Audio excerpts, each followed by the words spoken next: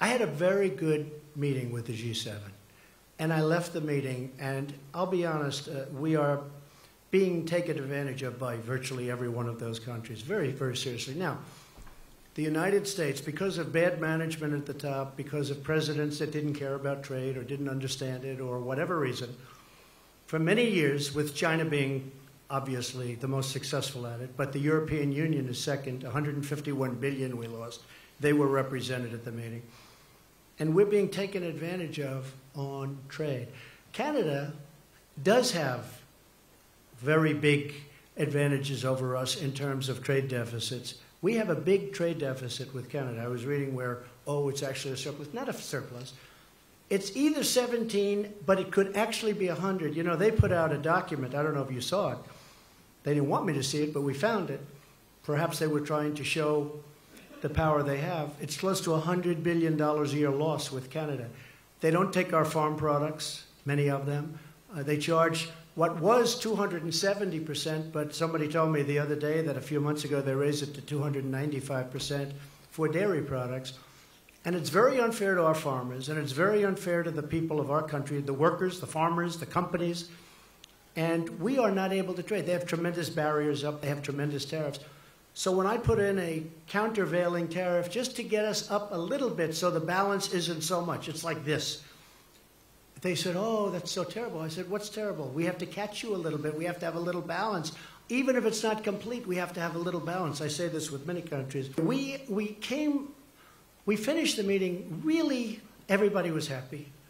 And I agreed to sign something. I asked for changes. I demanded changes, and those changes were made. In fact, the picture with Angela Merkel, who I get along with very well, where I'm sitting there like this, that picture was, we're waiting for the document because I wanted to see the final document as changed by the changes that I requested.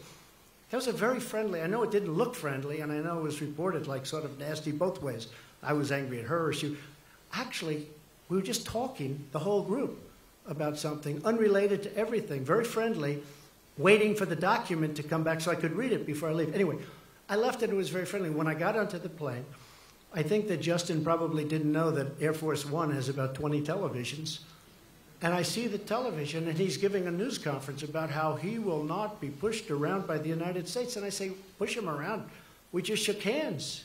It was very friendly.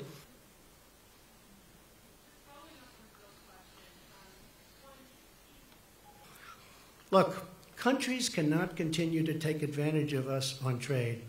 The numbers are out. Over the last couple of years, and over the last many years, but over the last couple of years, this country has lost $800 billion on trade with other countries, the biggest one being China.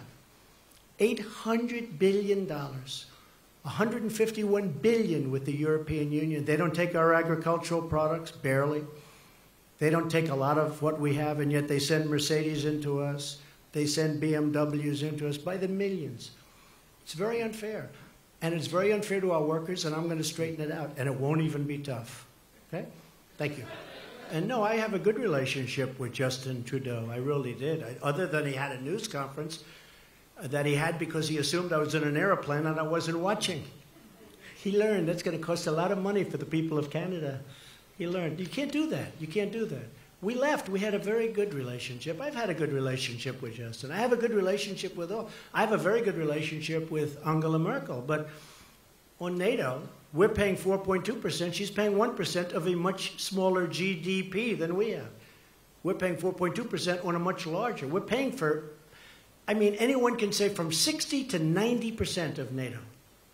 And we're protecting countries of Europe. And then on top of it, they kill us on trade. So you just can't have it that way. It's unfair to our taxpayers and to our people. But no, I have a good relationship with Justin, and I have, I think, a very good relationship with Chairman Kim right now. I really do. I think, I hope it's good, because if it is, we're going to solve a very big problem. I think we've gone a long way to solving it today.